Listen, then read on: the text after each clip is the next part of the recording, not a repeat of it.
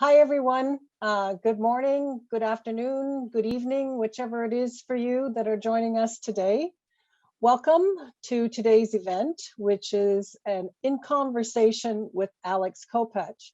My name is Angela Schneider. I'm the director for the International Center for Olympic Studies at Western, and I am also a professor in kinesiology.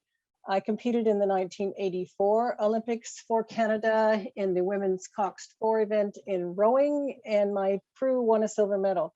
And I've been interested in Olympic studies ever since then. I would like to start today by acknowledging the Anishinaabe, the Haudenosaunee, the Lenabekowik, and the Adawanaran peoples whose traditional lands we are gathered here today. I would also like to acknowledge that all of you who are joining us today from many places, near and far, and acknowledge the traditional owners and caretakers of those lands as well. So we would like to let you know that we will have time at the end of the session for some questions and answers, and we will try to get as many in as we possibly can. So you will be using the Q&A box to submit your questions at that time. We've also provided closed captioning, and a live transcript will be available, and you can enable it by clicking on the Enable Live Transcription. And this is automatic captioning, so errors may be present because sometimes they don't capture exactly the pronunciation of the words that we're speaking at the time. And without further ado, now I would like to introduce our guest today, Alex Kopacz, and we have a little video for you.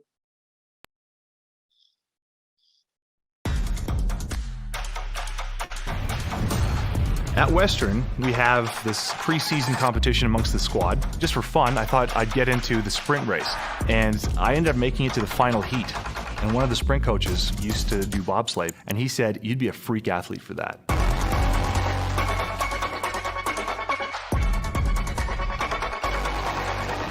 So through an exchange program, I was in Germany trying to study physics during the week and training hard. Slept in a bunk in a barrack, no Wi-Fi, ate in the mess hall week after week. So that was my goal, to turn me from a regular athlete to an Olympic champion. My first Olympics was Pyeongchang. The moment was such a surreal situation. You have cameras everywhere, you have people in the crowd, you have your parents somewhere nearby, someone screaming your name, and somehow you have to let it all phase out and just focus on you and the track. So to come through that finish line and to see on the clock a number 1, we knew we had won a gold medal. And it wasn't until the following night that it sinks in and you hear that anthem play and you realize you are now part of history. Wow, exciting stuff, Alex. Welcome to our program. I don't need coffee. I just watch that every morning. That's certainly exciting. How are you, and how have you been, and what have you been up to? Good. Yeah, it's been a nice while since the last time we spoke. Lots changed. Started a company. I've been coaching some athletes that are currently at the Olympics. I've been working through my own rehab for, from physical injuries. Wrapped up some education, still always kind of chipping away at something else with the Smith School of Business. But it's been a lot. And oh yeah, I had a little tangle with COVID. Oh yes, that's seeming to be inevitable for many people, Alex. And I also, yes, was following. You got quite ill. Very brave face for you to tell everyone about how challenging that time was. Thank you for that. Yeah, no problem. I like to do things that are very hard. So, and that's very obvious. That's great. Could we start with you just telling me a little bit about yourself growing up? Yeah, so one of those classic immigrant family stories. Lots of focus on education. I was heavily involved in the Polish community, Polish Scouts, even part of the folk dance group at one point. Kind of going through undergrad or leading up to undergrad, I did a lot of soccer. And the thing that exposed me to more strength sports was football in high school, which led to some shot put and of course some sprinting experience. And then as I got into undergrad, I focused solely on education. And and I know, Professor Schneider, you know how this is. The call to activity, to being physical, to competition is too strong. So I got pulled back into track with one of the actually a couple of the local Olympians, Leah Coman and Jason Tunks, and then the rest kind of ends up being history. And so how did you get started in the bobsled then? Because that's not a common event for us here, just because of our location and geography. Yeah, no, not at all. And to be honest, I never would have known how to do it. One of the old coaches from Western, Marty Robertson, he spotted the talent for bobsled specifically. And between that and trying to kind of get pushed back into football to play for Western, it was all lining up really well with the end of my engineering undergrad. And Jeff Watson actually has a bunch of invites that he gets from Bobsled Canada and a couple of different groups for particularly exceptional athletes that have just some good raw materials with regards to power, speed, strength. So then basically that kind of pushed me to my first tryout at McMaster. And then from these series of talent ID camps, they then say, okay, here's the athletes we want to see in more detail. Then they invite you out to Calgary. And my first kind of foray into that was 1 week. It was supposed to be a week camp, just there and back. It went well, turned into a month, turned into 3 months, and then turned into my first season of bobsled. And so all of that was on, packing my bags for 1 week's worth trip. So that was an exciting time. Wow, and you were able to ride the tide, and that's a wonderful thing. Can you tell us a little bit about your journey to the Olympics and some particular highlights or memories you have of that? Yeah, absolutely. I mean, it's such an unpredictable thing to go out into, and you think you have a pretty decent understanding of what's required to be a world-class athlete, and then as you start chipping away at the problem, you realize how many things you need to work on. And the biggest thing that became apparent to me is I needed a personal coach, someone that was just going to work on me and me alone. And within my first bobsleigh season, I already had a good feel that I had good enough, talent that I could develop that further and make my mark as being maybe one of the top guys in the sport. So as I was reaching, let's say, I'm gonna say between December and January, so we're approaching world champs, and I'm talking to different teams, trying to figure out where they're coaching staff, where they are, if they're in Europe or not, if I can train some of the Europeans, because I was still finishing up my my physics degree, doing an exchange program with the Ontario Baden-Württemberg thing. And so one of my coaches, yeah, which is, it's funny. I mean, all of this was kind of lining me up for really good success in bobsled. And one of the old bobsled coaches for the Canadian team, his name is Stefan Bosch. He handed me a little slip of paper with a military email address, for the German army, and turned out to be my coach, Olaf Hampel. That was the best thing that ever happened to me. And then that led me to living full time in Germany. I ended up living on a military base with him my first summer. So it'd be a huge, train trips from the middle of Germany down to the south, where him and I would train twice a day. No internet, no TV.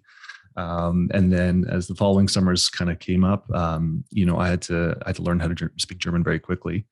I spent a lot of money I didn't have, and I suffered and sweat and worked through different kind of injury problems. And, all of that led me up to the 2017-18 Olympic season. You start to realize as you look back how many things you overcame and how much you sacrificed in terms of personal comforts, missing family events or significant, changes in your friends' lives, weddings, things like this. But all of it was the foundation that led me to having the opportunity of becoming an Olympic champion, because it takes very singular focus in that purpose to achieve that goal. And when you reflect on that time now, Alex, do you have a favorite or most cherished moment or memory from the time when you were at those Olympic Games? I think the memory that'll always strike out to me to be the number one piece is seeing my parents' face. Their faces were just and the funny story behind them even being by the finish line, they weren't allowed to sit in the crowd that you see as anyone's watching the videos. And some of the bobsled athletes kind of recognized, I mean, of course, there's similar features in my dad and my mom's faces, and they knew right away that they were my parents.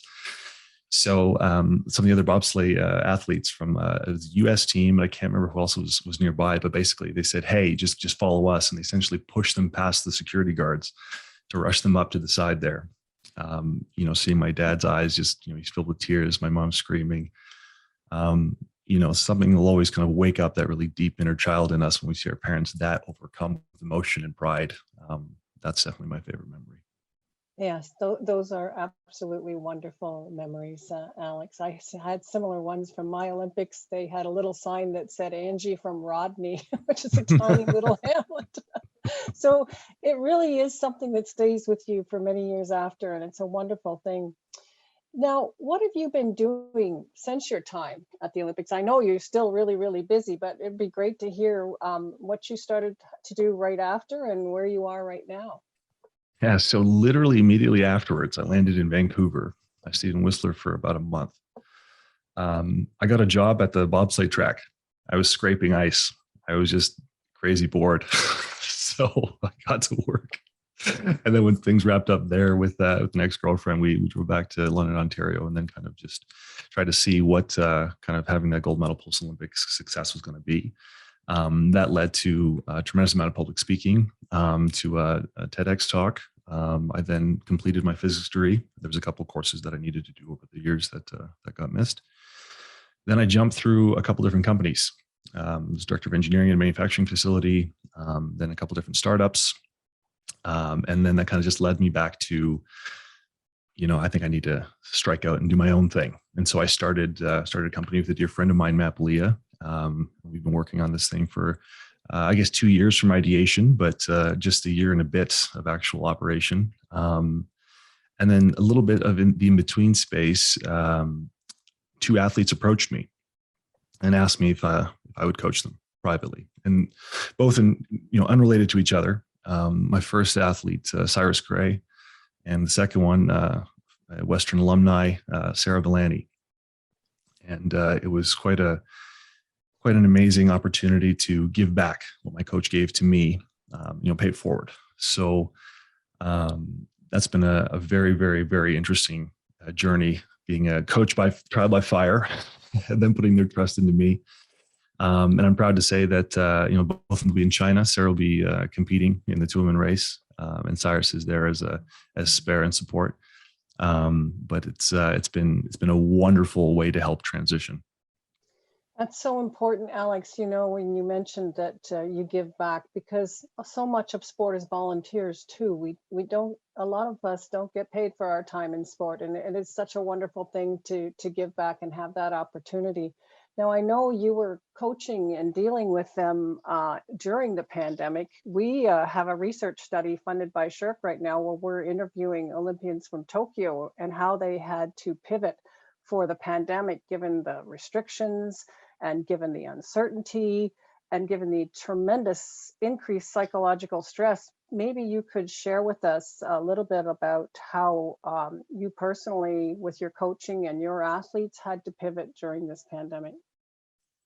Yeah, so there's one thing that my German coach taught me, it's always trying to have a plan. And so the first thing that became obvious is we needed a place to work out. The gyms are closed. Now what do we do? So basically I ended up finding a place that it was a friend of mine that had a gym in their backyard. And so I would drive them out that way, it's about 30 minutes, 40 minutes or so, and let them sleep in the car on the way there, let them sleep in the car on the way back. And then it gets to the space where, sometimes we were allowed to train at certain times just because, family, whatever. So the next step is, how do we make it so that we have, unrestricted access to weights? And so we sit down as a group and we all said that we'd pitch in together to buy weights. And so it lined up fairly well in the sense of I was moving into a new location just in Masonville, and there was a lot of space in the basement. So that's where the gym became. So we got some Olympic lifting bars, some weights, some crash mats, because apparently the neighbors could hear it from the underground vibrations, which at first I was stunned. I'm like, how is this possible? And then it's like, well, it's happening. It's probably happening to a lot of people. We don't need to piss them off. So, and then making sure we had a place to run. And so some of the local high schools had a pretty decent setup with like some new track surfaces. And then that was it. So as far as like us, the only thing that really was a big setback was trying to get regular physical therapy, massage, chiro, things like that. Because again, the lockdowns, it's like, how do you engage in that? So some of my good massage therapist friends would send me some videos how to go through some basic kind of patterns and movements and stuff. So I was trying to give them massages, at least once a week for a while. Really hurt my hands and hurt my back, but I was willing to do whatever it took to keep them in shape, because I think a big thing from from Tokyo or these Olympics, the make or break is who is able to stay functioning at a high level during these lockdowns.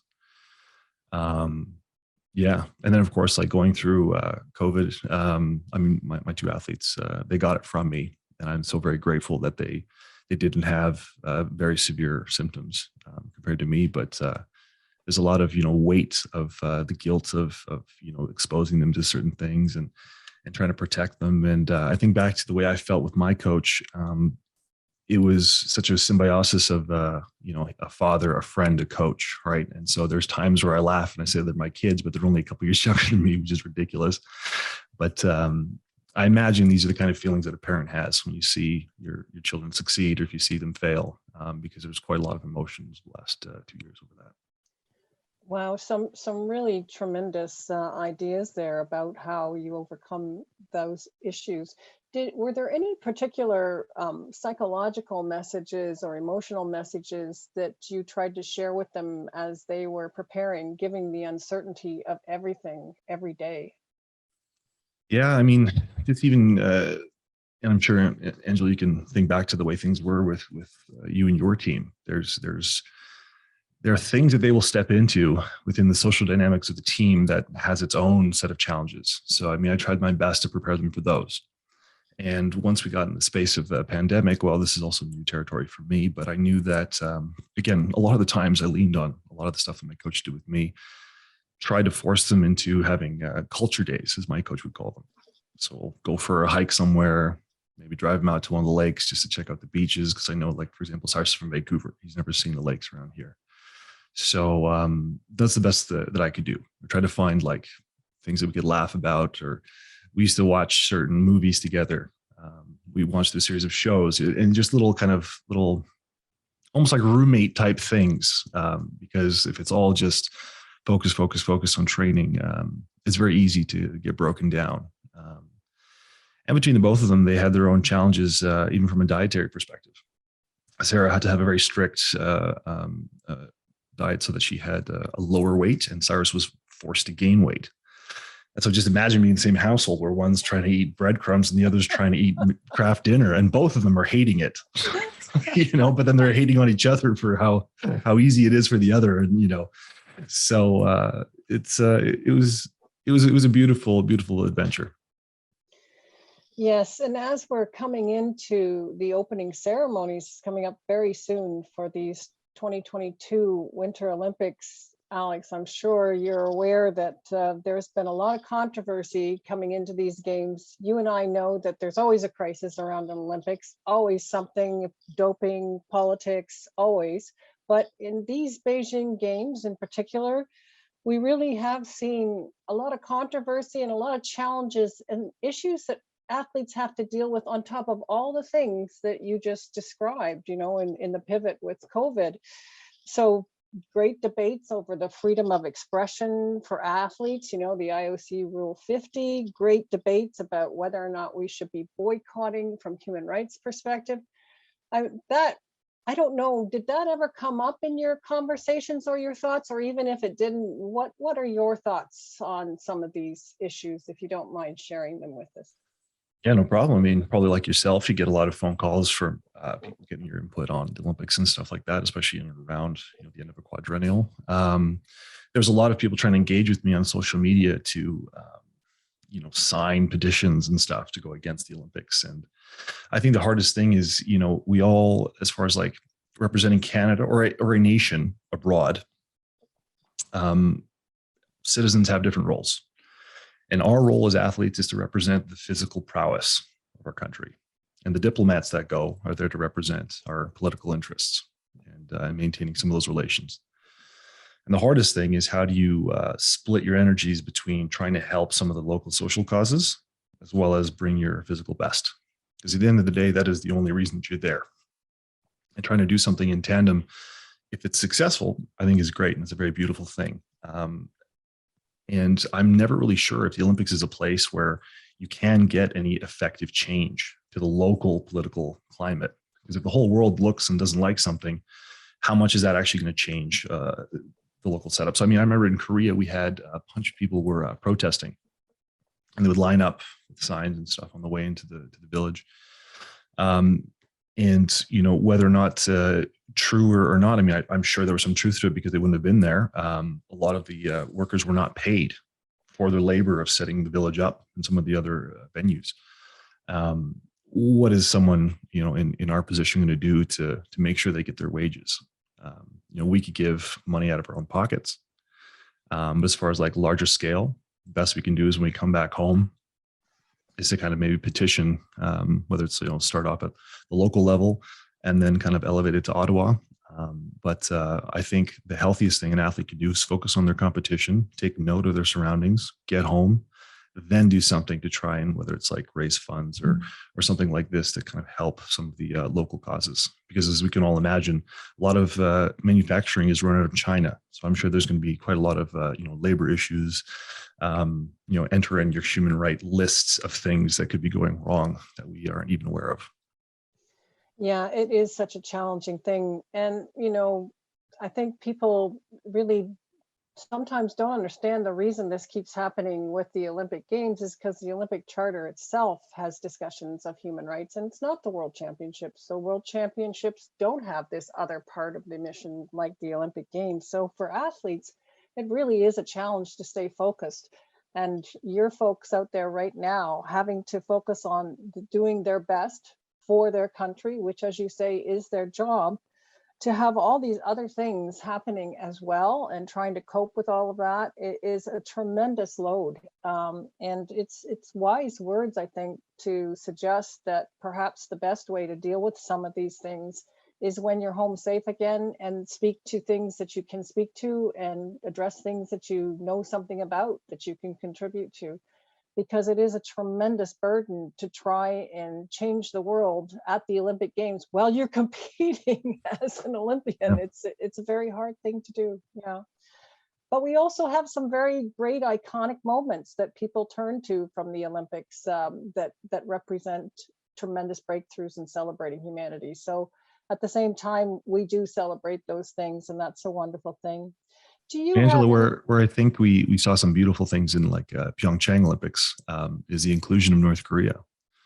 So where some of the athletes made their impact is trying to interact with the North Koreans and just show them that we're happy to see them and that it's great for them to be there. And so whether or not that negative effectively affected them when they went home is something that we'll never know. But I think for us to try and extend that feeling of humanity is important. And it's one of my favorite parts of being an Olympian or an athlete in general is meeting people from different countries.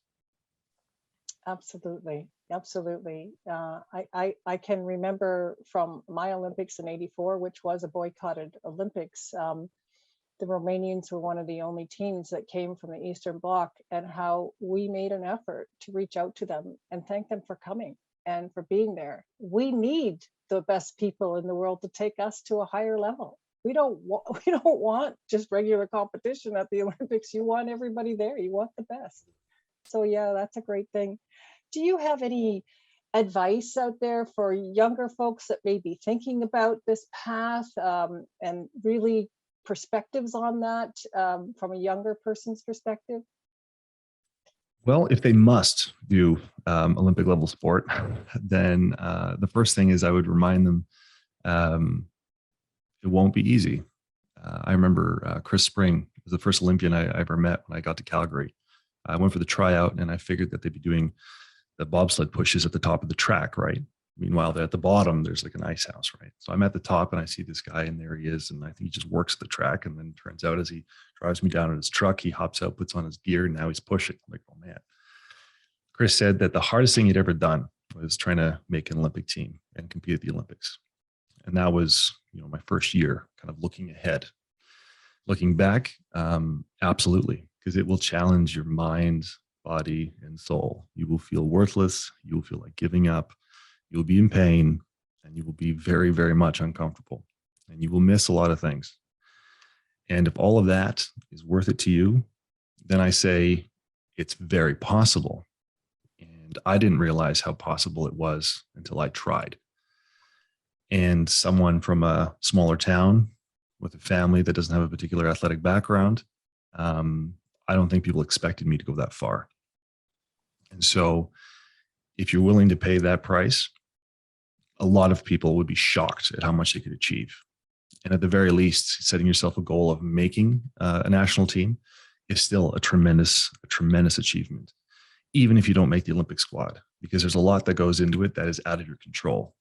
And I think the beauty of such a journey opens your eyes as to, what you can achieve when you invest in yourself. Now that's a very, kind of blanket statement, but investing in yourself is taking a risk and being comfortable with the fact that it may not work out, and being hopeful in the fact that when it does, it pays out very big. And that opens up doors to meeting people, to going places, to becoming stronger in ways you never thought you could be stronger, both physically and mentally. I wouldn't have had the courage to be an entrepreneur if it wasn't for my sporting adventure, because that's truly what it is. I've used it in many of my talks and stuff, but it's a very, very beautiful phrase that comes out of Lord of the Rings. It's a curious thing walking out your front door. Once you start, you might not know where your feet will end up taking you as they kind of start their journey from the Shire to Mordor. But it's always these little steps. So I say, even if it's not Olympic, do something that you didn't think you were supposed to be able to do or could do. If it takes you away from your city, great. Takes you away from the country, incredible. And if you end up leaving a mark on people in places around the world, that's the best thing you can do. Very well said. Yes, and your point to these young folks that the skills you learn in that journey will serve you well after that journey. It's only one part of the journey, and then afterwards, as you mentioned, those skills served you so well in your next endeavors and your work in your entrepreneurial aspects. And it's very important, I think, particularly for people that have particular challenges, for people that are coming from more struggles than others. They, I think, in particular, have much to gain. That's been my experience, much to gain to serve them well later in life after they retire from sport. Absolutely.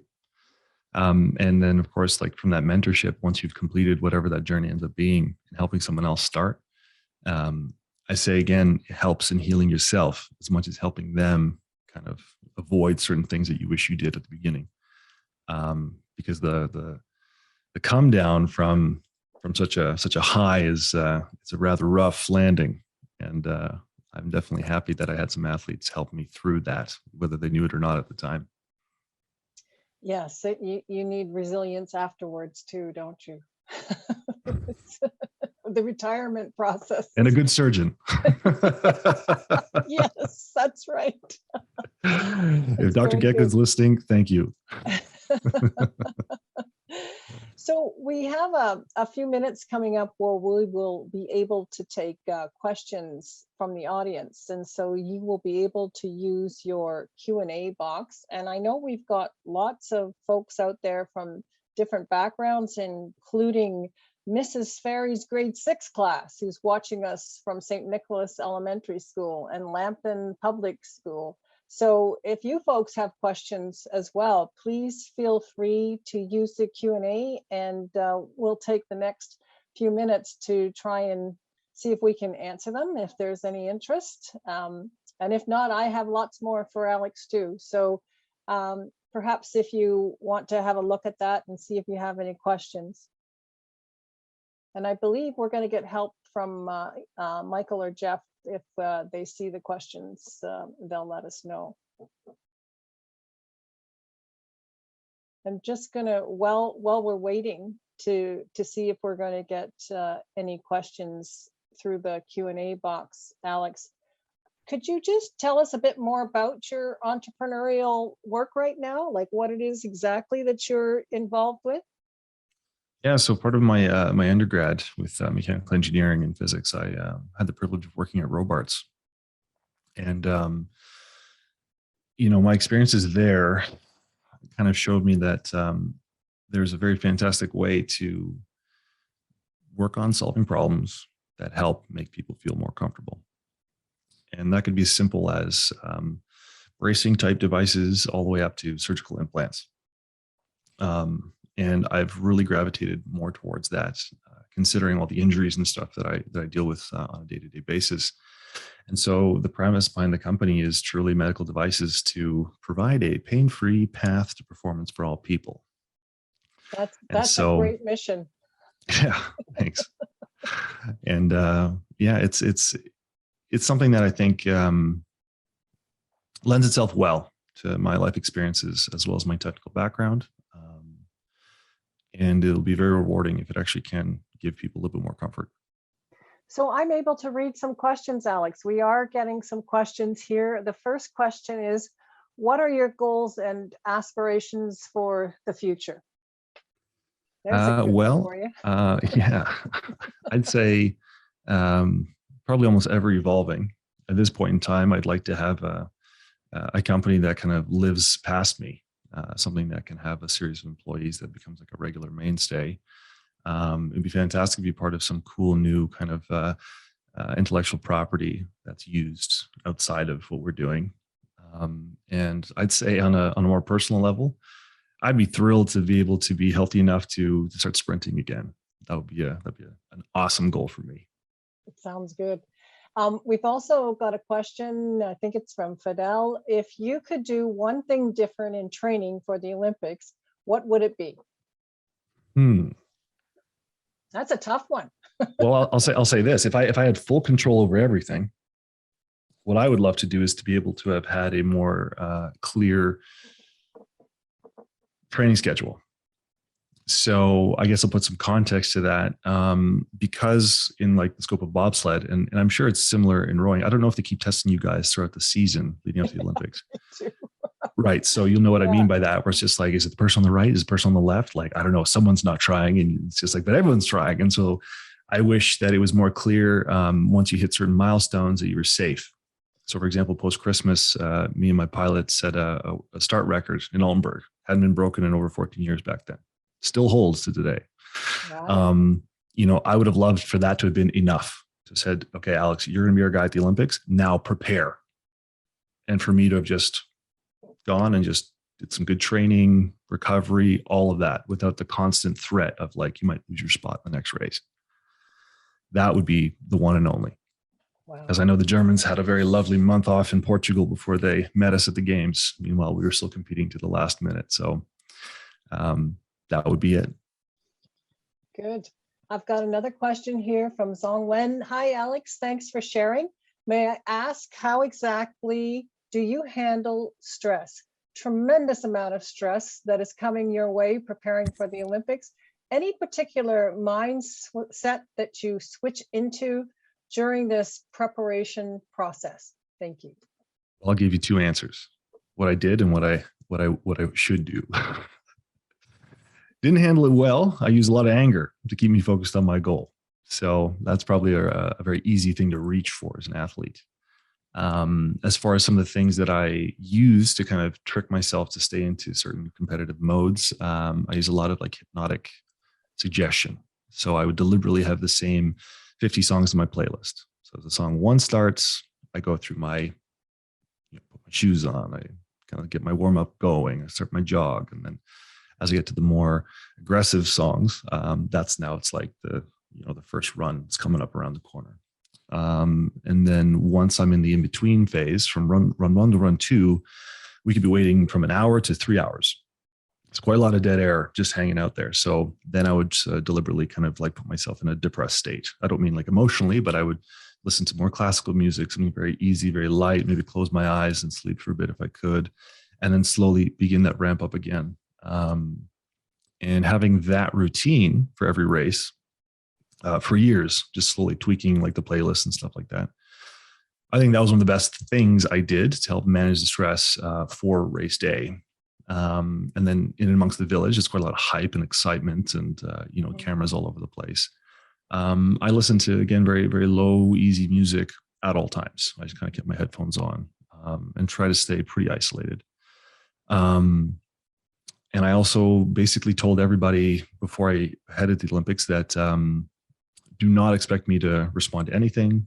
Do not try to call me or any of that. I'll try to get back to everybody once I'm done, because I needed to have absolute selfish focus, basically. I mean, that's really it. But as far as like what would be better to have done differently, if I could have done it in a less angry way, I would have chosen that in hindsight. Yeah, no, we don't always get those choices until hindsight, but yeah, it's good suggestions there. We have a question from Beth. How did you get paired up with your bobsled partner? Is it easy to have a partner, or do you need some sort of chemistry for the pairing to work well on the bobsled? Every nation kind of approaches this problem a little bit differently. In general, having chemistry with the person you're with, I think, is extremely important. And Angela, I think you can speak to that as well. If the crew's in harmony, great. But everyone's heard of stories where, whether it's pairs or quads or eights, where people did not like each other, but they were just the best athletes, and it was also successful. And so, with the way that the Canadians were doing it on the way towards Pyeongchang, it ended up becoming, okay, here's the best pilot, here's the best athlete for the brakeman position. And then it just came down to quality control. And so as long as you keep delivering, and of course there's no major harmony disruptions, then that's what you do. You pick that one. A lot of people, I think, veterans might say, who cares if you're friends? I personally think it's very helpful.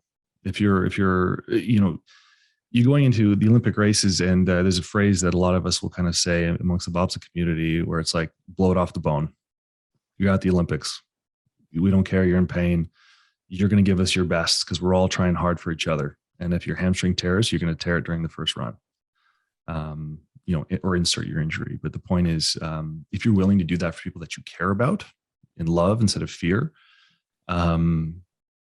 you may or may not get injured, but you're going to do it so willingly and without care for yourself that if you don't, you'll have a tremendous physical performance. It's like a very strange sensation. And Angela, I hope you've experienced that through some of the crews you were with, because when you succeed together with a group like that, it's really a magical feeling.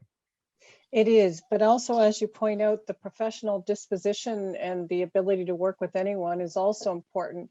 In rowing, we've got this incredible example when Germany reunified and they rowed together. The stern four were from the east and the bow four were from the west, or the reverse. I can't quite remember, but I met one of the men who were in that boat, Hans Lenk. They won a gold medal. They did not like each other.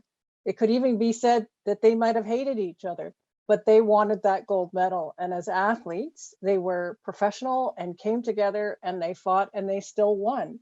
And it's like you point out, it's such a bonus and a wonderful thing when you do like each other and you do have that chemistry. But you learn in this process of going to the Olympics that you're also professional, and you have to have a professional mindset and being able to work with anybody. Yeah. I've got another question here. It's an interesting personal question for you, Alex, from Maria. What compelled you to pursue further studies in physics, and would you consider a master's or even a PhD? Well, if there was time to do that, not saying that, I guess, not that I'm too old to try and continue that, but juggling that with everything else would be difficult as far as doing the master's or PhD. I think as we approached our second year in engineering undergrad, the department was basically telling us that it might not be good enough just having an undergrad degree in engineering, and they were giving us recommendations to do concurrent programs. And I chose physics. I think there's one or two other students in my year that did the same, because I thought it would set me up for better, analysis, better understanding of the math behind things and stuff like that. But my old physics high school teacher, Roberto LaRusso, gave me a very big love of physics, and so I thought it'll be at least something that I like, because it's like in all things when you do, an education, there's going to be courses that you just could care less for. And you have a chance to pick something that could boost your overall, strength and passion within the degree, as well as like where you're going to apply it later, then great. And I had a very great time being part of the physics faculty. So that's a great story, and maybe lots of future work there too. So I have another question here from Sheila. What would you tell a young teenager heading off to their first national competition? I would remind them to smile. Good point. Very easy to get caught up in the fear of the moment. And from a performance perspective, use what you have. Don't reach for more. You got to do what you've been practicing and just repeat that. The hype and the energy and the excitement of the race will give you that extra, whatever, 2, 10, 5%, whatever it is that you're bringing to the table. But when people start to try and like force their way to do something, you get tense, and then all of a sudden the efficiency of the movement goes down. And it's not about that. It's about just do what you've been doing in a thoughtless way. Because if you're doing it without thinking, you've trained enough to repeat it, and then the rest will just kind of flow through with your nervous system being on overdrive. Good points. Another question from Fidel. What was the hardest obstacle that you had to overcome in your training? Coming back from injury. I tore my adductor really bad, actually right near the attachment in the hip. And at the time it was one of those, nondescript sports hernias.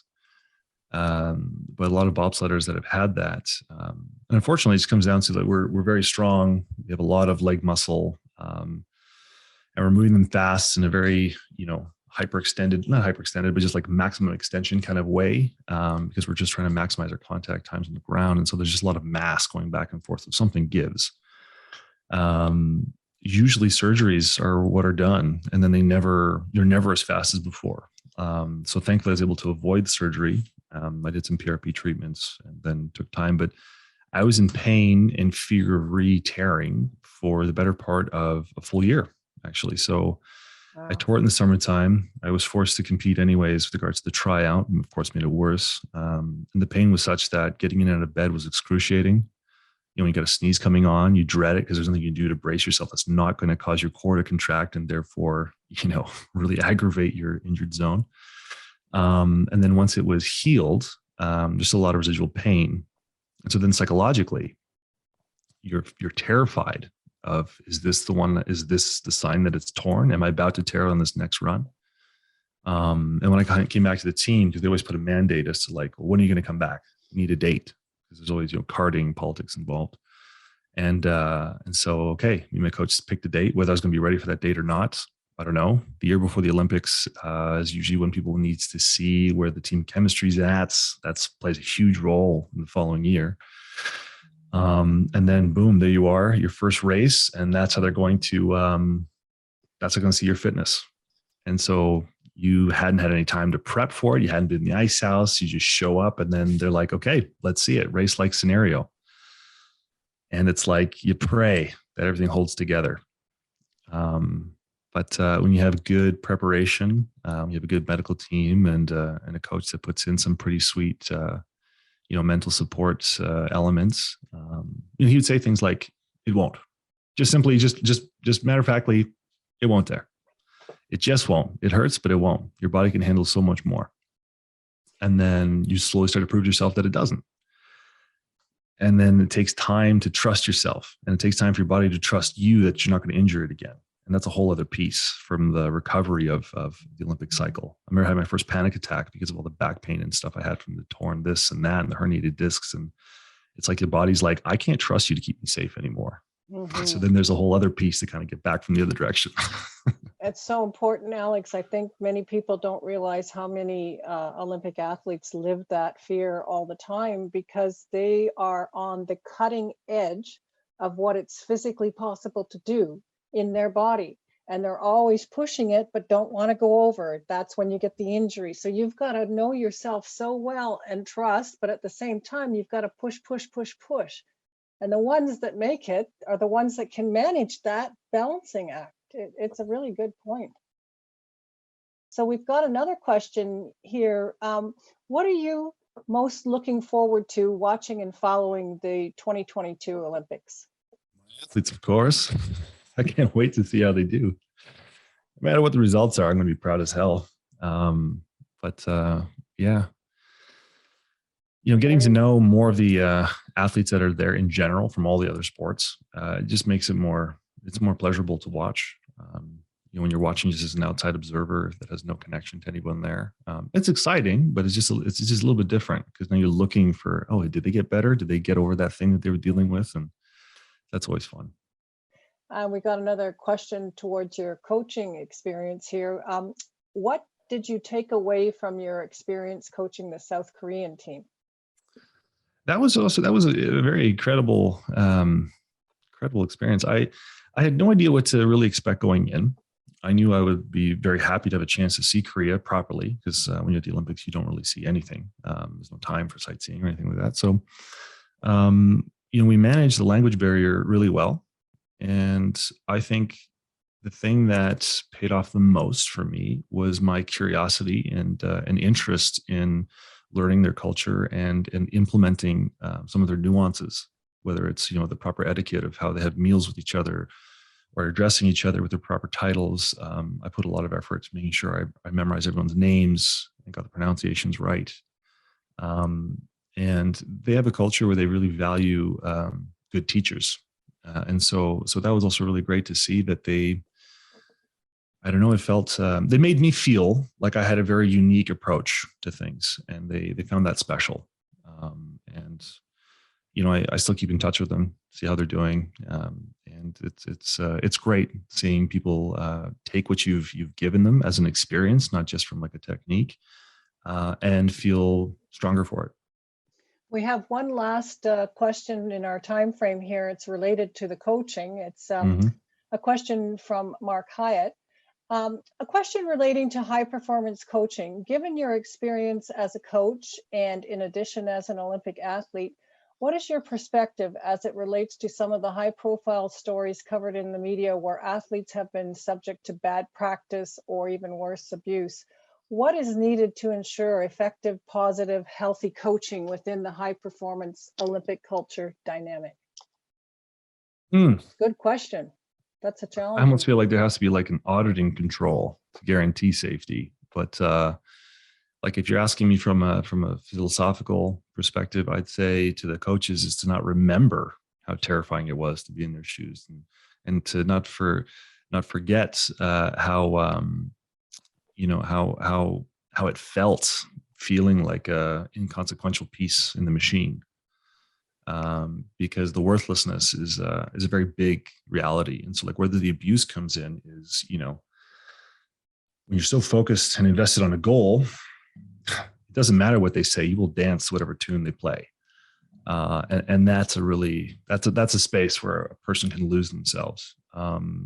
So I guess like as a group, it's rooting out, the coaches and stuff that are, callous and don't really care about the athlete's well-being. And then it's also having moments where maybe a coach is getting jaded, take a step back and to kind of dig back and remember some of their experiences as an athlete, to remember why they wanted to be a coach in the first place. I think that's the best we can hope for, because there's probably many stories that even the ones that we've heard is probably like a tip of the iceberg situation.